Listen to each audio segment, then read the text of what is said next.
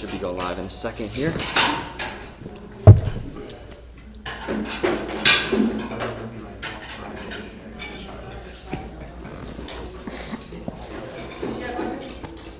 right, I think we're good to go.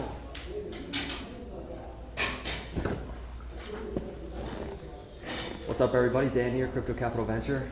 Litecoin Summit, first one ever. Charlie Lee sitting beside me, very honored. Very grateful as well. Welcome to the channel, Charlie. Yeah, thanks for having me. You just got done speaking. Yeah, that was rough, huh? No, you did a phenomenal job. What cracked me up was how you started it.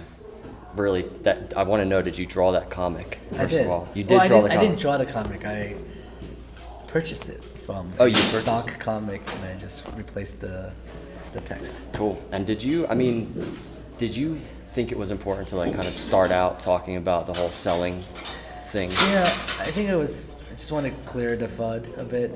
Yeah. I mean, I've answered the same questions over and over again on Twitter, but I figured this is like my platform, so let me just clear the FUD once and for all, hopefully. I think you did a good job. Never have to talk about it again. I don't think you could have got a bigger platform as of today, right? I mean, yeah. It was good. It was good. So what I gathered from that part of when you were talking was, you talked about selling, but you also explained that it would suck. You said that, right? Yes. It would suck if you didn't sell. Which, can you just touch on that real quick for everybody if they missed the stream out there?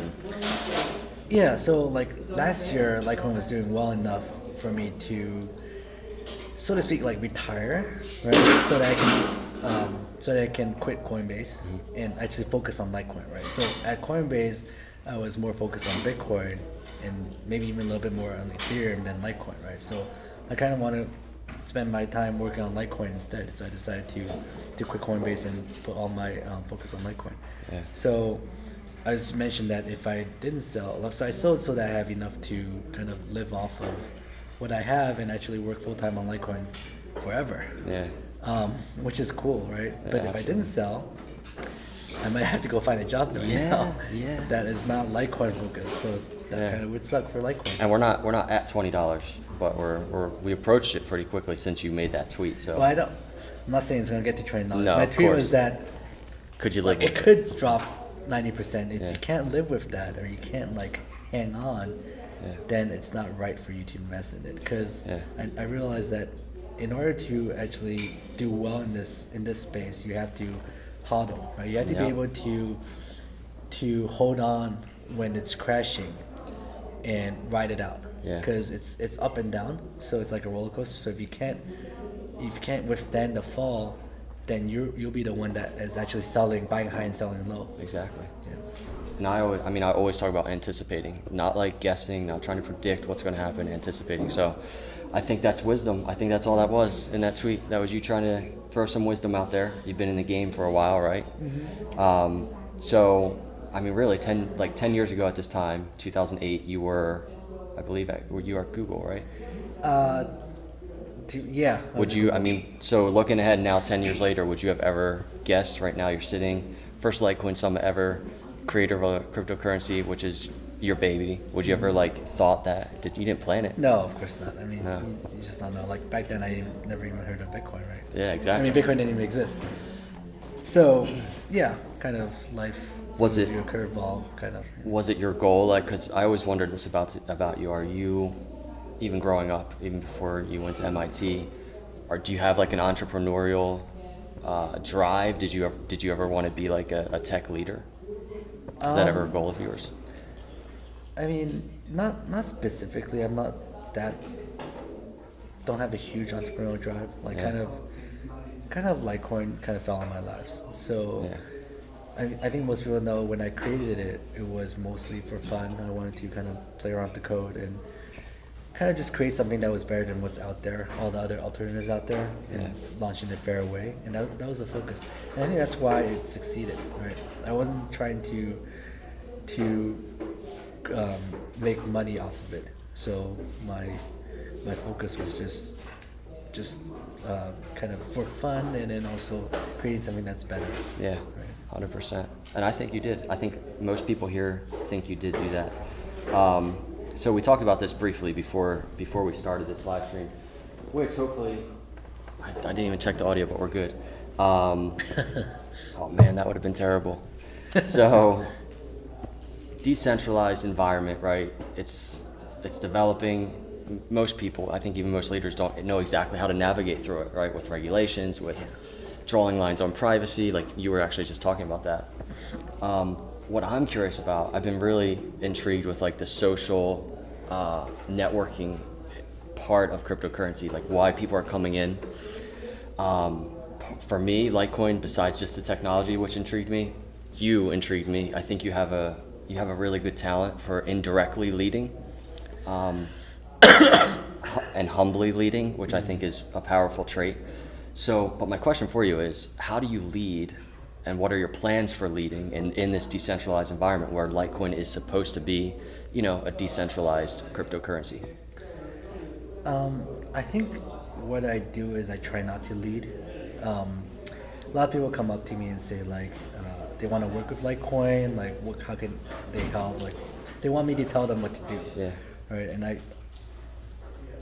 my response is like it's more of a bottoms up thing. It's more of a grassroots movement. It's a decentralized currency. So try to figure out what you're best at and contribute the best way you can. I'm not trying to tell people what to do, so I kind of lead that way. Yeah. And it is definitely not.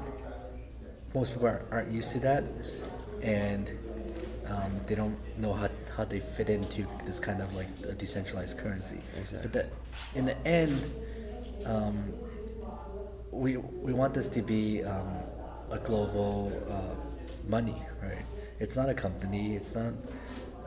It's decentralized, so people can use it and help with it as they see fit. Yeah. And it's not up to me to decide what's the right way for this to happen. To form, which I mean, this whole thing, this summer is a good example of that, right? I remember David Schwartz bringing up the idea for a Litecoin summit, and then all these people just kind of interested, and they come together and make it happen. Yeah, like I didn't really put much effort into this in terms of like organizing, right? And it's great to have such a passionate group of people that want Litecoin to succeed as real world money. And like even when the price has dropped like 80% since the time when we actually started working on it, people didn't lose their passion. People were still passionate about it. People realized it's not the price that matters, it's actually usage and adoption. Yeah. So I'm pleasantly surprised that everyone is still so excited about Litecoin, even with the price being 100%. I've talked to a bunch of leaders, startups, and I think the general theme is now is the time to build. Mm-hmm. And you've been through it before, right? You've seen this cycle, so I'm sure you'd probably agree with that. Yeah, last year was extremely distracting with the whole SegWit and SegWit 2x and Bcash and all that craziness that's going on. And I guess it's fun to be in this space. There's never a boring day.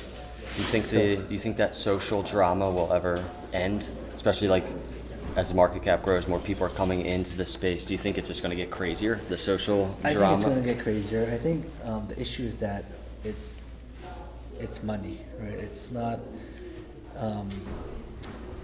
It's different than like the internet. Yeah. Right. The internet is not all about money. Like I mean, e-commerce is a little bit about money, but this cryptocurrency movement, it's all about money. So when you're talking about money, people get very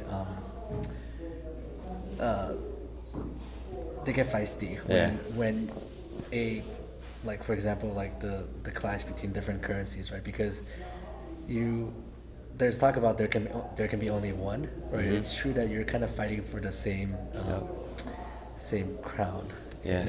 It's kind of like Game of Thrones, right? That's so true. It's like everybody's like, no, my cryptocurrency's better. Yeah. Because you have more invested in your cryptocurrency. Yeah. But I think our cryptocurrency is better. Yeah. I think Litecoin's better. Of course. So obviously there's a bunch of people on the live stream. We just talked about getting involved, right? And people that really want to lend a hand in this. What would you say to them in terms of what they could even do? It's basically contribute where the best you can, right? Whatever your talents are. And for a lot of people, it may just be getting the word out, right? Telling people about Litecoin, Bitcoin, and cryptocurrency in general, Yeah. or whatever their favorite coin is. I think the whole movement is important. That, from my point of view, it's about a new form of money that will replace the flawed existing fiat money we have today. Yeah. And whether it be Litecoin, Bitcoin, or some other coin, it's about having freedom of money. And 100%. I think just getting that message across to people, convincing people to just play around with it, buy a little bit, use it, convincing merchants to accept it, and just foster adoption. I think that's the most important. So little things, even just getting on social media, Yeah. tweeting about it, talking to their pizza shop about it, family, stuff like that. Yeah. That's how it grows organically, Yeah. right? Cool. Told you I'd make it short and sweet for you, man. Yeah. I really appreciate it. Thanks Really a lot. do. So it's been a long, like January I started the channel. I met some amazing people, obviously, and that are part of the foundation, and meeting you has been awesome. So very grateful for all you do. Thank you for taking some time and sitting down with us.